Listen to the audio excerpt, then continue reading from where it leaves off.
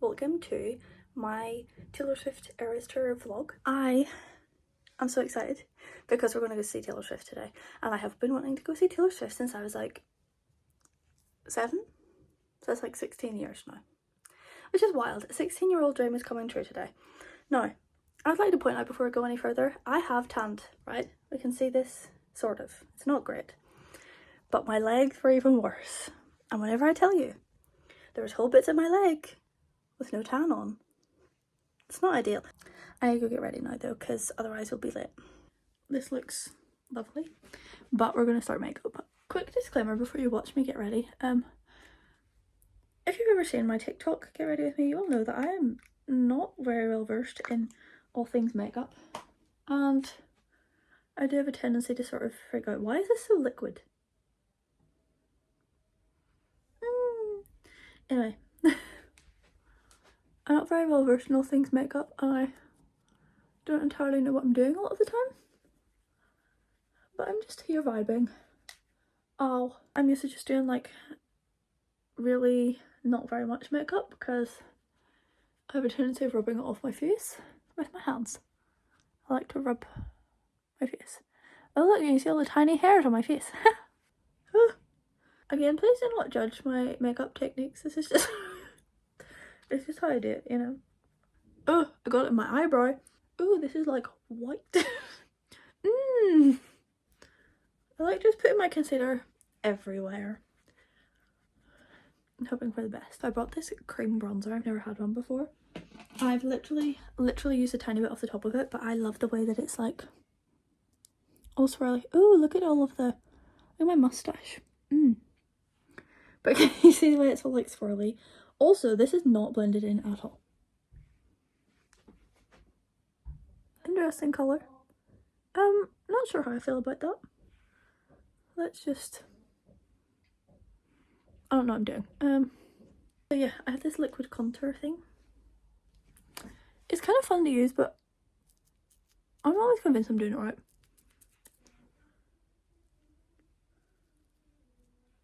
That looks gross. I'll put a little bit there. And again, just do exactly where I put my bronzer because I don't know what I'm doing. And I feel like it does the exact same job. It's just an extra layer. If anybody else has been to the Eras Tour, so obviously I haven't been yet, but I'm excited. Also, by the time you see this video, I'll probably be like next year. And I also have 2 reaction videos coming out to Tortured Poets and the anthology, which we did at separate times because I've just been busy and stuff, and like the first one took us so long to get through that it was like 11 o'clock by the time we finished TTPD, and people were in bed, you know. We live in a house with other people and they were asleep. What is this? Was kind of scared whenever we saw where our tickets were because we're like right at the back of the stadium in Dublin. Stadium Arena, I don't know what it's called. And I was like, oh, are we even going to see anything? But I saw the news last night and some other people's like pictures and stuff, and they were like at the back, and I think that's kind of where we are. And they can see like really well. I suppose the Aviva's like a smaller venue than the likes of Wembley and that, so it's not going to be like really hard to see. How do I feel about this? I feel like we're going to do, that's enough blush. Do we like? Wow, look at that technique with the brush.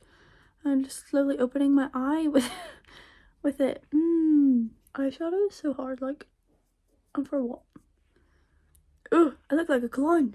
I just like to get the powder brush and just dab it over the top of it because it takes most of it out. Now people will be saying you shouldn't be contaminating your this with your that, and I'm like, I don't really care. And I poke my eye. Ow, why does it hurt? Everybody, let's look for this bit of plastic because I can't find it. I do need to find it. So we're all gonna look. Let me know if you find it. I can't talk to you when you're like this. Staring at the window just not your favorite town. I'm New York City. Still do it for you, babe.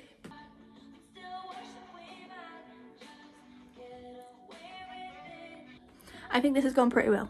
So I'm gonna love you and leave you till I put on this dress and fix myself. And then we'll do final look before I go. Okay, I have my necklace on, I have my earrings on that my sister got me for my birthday, which was earlier this week. And now I'm gonna put on the friendship bracelets. This is my friendship bracelet arm. This is my bracelet that I'm keeping arm. And yeah, see, even this one is still so dangly. So yeah, that is pretty much me ready to go. And I will bring you with us. Fun times. See you in the car. See you on the journey.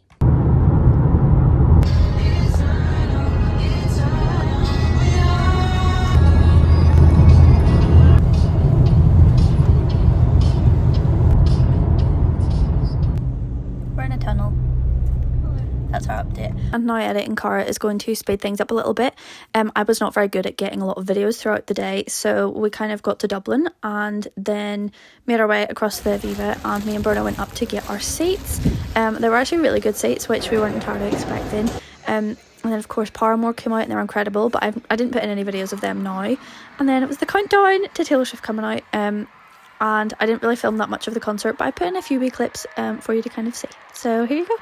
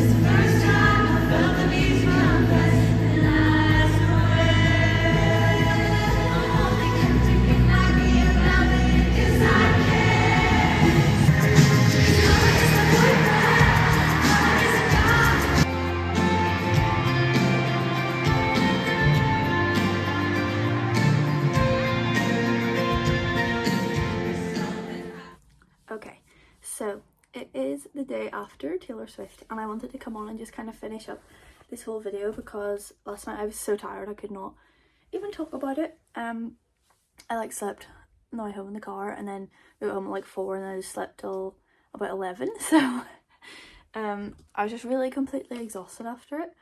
I just wanted to come on and talk on here. Where do I even start? Like, our seats are so good because they're like right, it's like 5:15 or something in the Aviva, so we're sitting like right facing on the stage, which is so cool. But it meant that we could see basically everything, and obviously people look really tiny from up there but it was still it was just such an amazing show. Like Paramore at the start, obviously I know who Paramore are. I've heard songs of theirs since I was really young. I don't know like what age, but I just remember hearing their songs a lot, and I was never like a huge fan because I suppose whenever you're younger, like I was very much a Taylor Swift Fearless girly, and I was listening to Hannah Montana and not Paramore. I digress.